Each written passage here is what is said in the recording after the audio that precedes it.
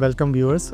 आज के वीडियो में हम स्टॉक रिटर्न्स की बात करेंगे। स्टॉक रिटर्न्स जो हैं उनको मतलब हम गलती ये करते हैं कि डे टू डे उनकी जो प्राइस मूवमेंट्स होती हैं उनको हम रिस्क के साथ एसोशिएट कर लेते हैं या हम उनकी बेसिस पे उनके लॉन्ग टर्म रिटर्न्स को कंफ्यूज कर देते हैं। स्टॉक्स के जो रिटर्न होते हैं उनमें वॉलेटिलिटी इसलिए होती है कि उसकी जो है रेडी मार्केट है जिसमें बहुत वजह से स्टॉक्स की मूवमेंट्स अप एंड डाउन होती हैं जिनका फंडामेंटल से कोई लेना देना नहीं होता। बट अनफॉर्चुनेटली बहुत सारे लोग उसको जो है मतलब रिस्क से एसोशिएट कर लेते हैं कि ये स्टॉक का रिटर्न अच्छा नहीं है और मल्टी ईयर व्यू लेके वो उस तरह से नहीं देखते। अब मैं स्टॉक रिटर्न के बारे में कुछ बात करूँगा कि लोग स्टॉक्स में जब इन्वेस्ट करते हैं तो उसमें प्राइसेस में डे टू डे वॉलेटिलिटी होती है। प्राइसेस ऊपर होती हैं नीचे होती हैं। देखिए दूसरी जो एसेट क्लासेस हैं उनमें इतनी रेडी मार्केट नहीं होती, इतनी ट्रेडिंग नहीं होती। स्टॉक में ट्रेडिंग होती है तो रोज़ रिटर्न ऊपर नीचे होते हैं, सालों पे भी ऊपर नीचे होते हैं। तो लोग क्या करते हैं, इस वॉलेटिलिटी को रिस्क से कंफ्यूज करते हैं कि वॉलेटिलिटी एक शॉर्ट टर्म फिनोमिनल है। इसकी कई वजूहत हो सकती हैं।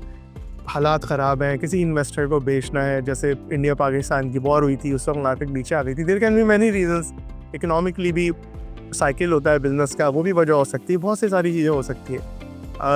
एक स्टडी जो CFA की हम पढ़ते हैं वो हमें कहती है कि जो स्टॉक की डेली मूवमेंट है उनका फंडामेंटल से कोई ताल्लुक नहीं होता। फंडामेंटल्स लॉन्ग रन में प्लेन होते हैं, साल के बाद 2 साल 3 साल। तो शॉर्ट टर्म में जो मूवमेंट्स हैं वो मार्केट की नॉइज़ है, उसकी कई वजहें हो सकती हैं लेकिन हम उनको कंफ्यूज करते हैं, उसको हम रिस्क समझते हैं। तो ऐसा नहीं है। फॉर इंस्टेंस मैंने आपके लिए स्टॉक मार्केट के एनुअलाइज रिटर्न निकाले हैं पिछले 25 साल के। आपने क्यूमुलेटिव रिटर्न तो देख ही लिया कि वो तो जो है 11,000 टाइम्स से ज़्यादा, 11,000 से ज़्यादा था नॉमिनल, और रियल भी 12 टाइम्स था तकरीबन।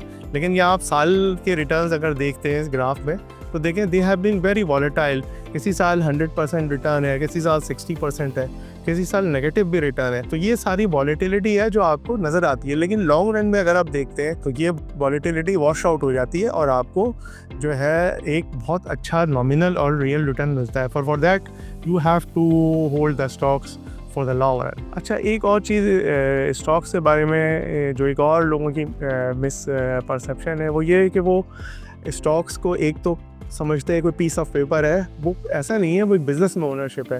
एंड सेकेंडली स्टॉक्स जो है वो लॉन्ग टर्म एसेट्स हैं, उनका रिटर्न लॉन्ग टर्म में आता है लेकिन हम उनको शॉर्ट टर्म व्यू के साथ देते हैं, which is a big mistake. इस तरह आप समझ लें कि आप एक बिज़नेस इन्वेस्ट कर रहे हैं तो उसको ग्रो करने में, उसको बढ़ने में टाइम लगता है बहुत। ऐसा नहीं है कि वो 2 महीने में बढ़ जाएगा। उसमें भी ये होता है कि स्ट्रैटेजी होती है, वर्कआउट करती है, कभी कोई मिस्टेक्स होती हैं, फिर वो उसको रिड्रेस करते हैं, फिर आगे बढ़ते हैं। इसी तरह समझ लें कि जैसे आपने कोई एक फैक्ट्री खोली तो फैक्ट्री 1 से 2 3 4 सालों में होती है। तो बिजनेस लाइक दैट, जब हम अपना भी काम कर रहे होते हैं तो हम इसी तरह सोच रहे होते हैं। तो स्टॉक्स में जब आप इन्वेस्ट कर रहे हैं तो आप सोचें कि आप किसी बिजनेस में इन्वेस्ट कर रहे हैं जिसको टाइम देंगे आप ग्रो करने के लिए, रादर देन आप उसको कोई पीस ऑफ पेपर समझे है कि आपको पता भी नहीं है वो क्या कर रहा है, कंपनी क्या करती है और आप इन्वेस्ट कर रहे हैं। इस तरह से कभी नहीं करना चाहिए। स्टॉक्स को लॉन्ग टर्म व्यू से लेना चाहिए, एज बिजनेस लेना चाहिए। इसके लिए मैंने 2 कंपनीज आइडेंटिफाई करी हैं स्टॉक मार्केट में, जिसका मैंने आपके लिए जो है पिछले मल्टी ईयर कुछ रिटर्न निकाले हैं और उसको मैंने देखा है कि कोऑपरेट करने की कोशिश की है उनकी स्टॉक मार्केट परफॉर्मेंस से, कि उनकी सेल्स कितनी बड़ी है, बिजनेस कितना बड़ा है, प्रॉफिटेबिलिटी कितनी बड़ी है। तो वो मैं आपको 2 कंपनीज इलस्ट्रेट करना चाहूँगा। उसमें से एक तो सिस्टम्स है और दूसरी मीज़ान बैंक है। फॉर इंस्टेंस अगर हम सिस्टम्स को देखते हैं तो आप इसको इस चार्ट में नज़र आएगा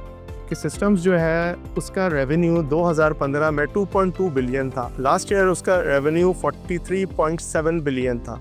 तो आप देखें उसका रेवेन्यू जो है वो 18-30% से बढ़ा है। सिमिलरली इसकी प्रॉफिटेबिलिटी दिसंबर 2015 में 453 मिलियन थी। Last year that was 7.9 billion, that is जो है 16 टाइम्स से ज़्यादा मतलब उसकी प्रॉफिटेबिलिटी बढ़ी है। आप एम्प्लॉयज़ देखते हैं 1876 थे, अब 8000 से ज़्यादा हैं। तो ये सारी चीज़ों की वजह से अगर हम उसका 10 साल का रिटर्न निकालते हैं तो वो 57 टाइम्स है। इसका मतलब है कि अगर आपने उसमें 1 रुपया इन्वेस्ट किया होता 10 साल पहले तो आज वो 57 रुपये होते। लेकिन देखिए उसकी वजह है, उस कंपनी का एक ट्रैक रिकॉर्ड है, उसने ग्रो किया है, इस वजह से उसकी ये परफॉर्मेंस आई है। और उस परफॉर्मेंस को लेने के लिए आपको उसको 10 साल रखना चाहिए, रादर देन आप उसको आज ले परसों बेच दें। That should not be the strategy. और जो दूसरा स्टॉक है जिसकी हम बात करेंगे यहाँ पर वो है मीज़ान बैंक। इसने भी अगर हम लास्ट 20 ईयर्स में देखते हैं तो बहुत ही एक्सेप्शनल रिटर्न दिया है। तकरीबन 443 टाइम्स इसका रिटर्न है। मतलब अगर आपने ₹1 इन्वेस्ट किया इसमें तो वो 443 रुपीज़ हो गए 20 साल में। तो ये एक बहुत ही मतलब माइंड बॉगलिंग परफॉर्मेंस है। बट ये भी अगर हम गौर करें तो परफॉर्मेंस हवा में नहीं है, इसके भी पीछे फंडामेंटल्स हैं। 20 इयर्स की एक इसकी एक जो है जर्नी है। फॉर इंस्टेंस कुछ मैं अगर नंबर बोलूँ तो उससे समझ आता है। जैसे अगर मैं इसका प्रॉफिट आफ्टर टैक्स देखता हूँ तो वो 419 मिलियन था उस टाइम पर, और आज मैं अगर देखता हूँ तो ये 89 बिलियन है। तो ये तकरीबन जो है 212 टाइम्स जो है इसकी प्रॉफिटेबिलिटी बढ़ी है during the same period. Similarly अगर मैं डिपॉजिट्स देखता हूँ तो वो उस वक्त जो है 22 बिलियन के थे, आज 3,303 बिलियन के हैं। तो उसमें भी 145 टाइम्स की ग्रोथ है। तो बेसिकली अगर हम देखते हैं इसी तरह इसका ब्रांच नेटवर्क 28 ब्रांचें थी, आज 1070 से ज़्यादा ब्रांचें हैं। तो ये जो परफॉर्मेंस है ये देखें, इसके पीछे एक पूरी ग्रोथ स्टोरी है, एक बैंक की स्ट्रैटेजी है। बैंक ने एक जो है वो इस्लामिक बैंकिंग के अंदर एक जो है ट्रेल को ब्लेस किया है। तो वो सारी चीज़ें जो हैं आपको नज़र आती हैं इसकी परफॉर्मेंस में। और जो रिटर्न है देखें, ये उनको मिला है जिसने इसको 20 साल रखा है। तो ये मतलब सिग्निफाई करता है कि लॉन्ग टर्म जो है ये एसेट्स हैं, और इनको लॉन्ग टर्म जो है ना आप अगर रखेंगे तो ये सारा रिटर्न आपको मिलेगा। तो मैं आपको यही कहूँगा कि आप स्टॉक्स में अगर इन्वेस्ट करें तो लॉन्ग टर्म फोकस करें, अच्छी कंपनीज़ में इन्वेस्ट करें और उनको ग्रो होने का मौका दें, और आप उनको जो है लंबे टाइम के दे दें।